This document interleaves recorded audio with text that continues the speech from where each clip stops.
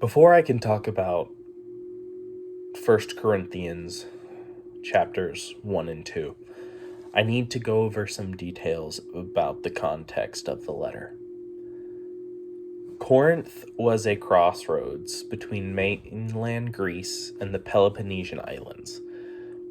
This was an area where ships would come in and bring trade goods, but they'd also bring ideas and culture, and it was the melting pot of the Middle East at the time.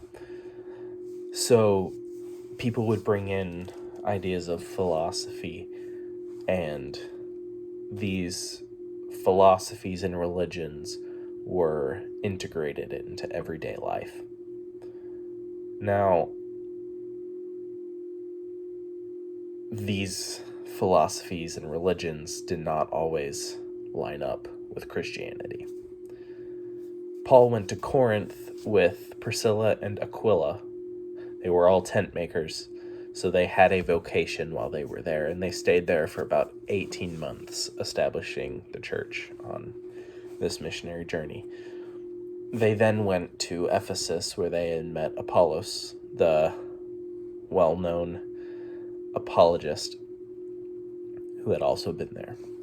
And while they are in Ephesus, Paul writes to both letters to the Corinthians. Paul writes to them saying that he is thankful for all of his brothers and sisters in Christ in Corinth. He goes on and says that I give thanks to my God always for you because of the grace of God that was given you in Christ Jesus, that in every way you were enriched in him, in all speech and all knowledge. He's thankful for them. But then he addresses something that has come to his attention, and that is the division in the church between him, Cephas, Peter, Apollos, and Christ.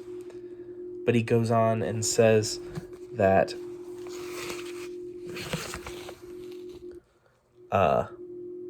is Christ divided? Was Paul crucified for you? Were you baptized in the name of Paul? I thank God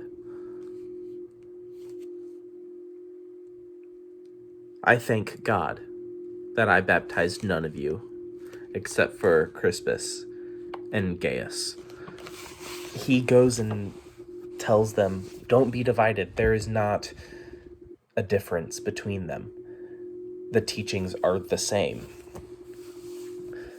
And he goes into chapter 2, telling them not to preach the gospel with lofty speech or wisdom, that it's the gospel. Share it. It is loving and kind.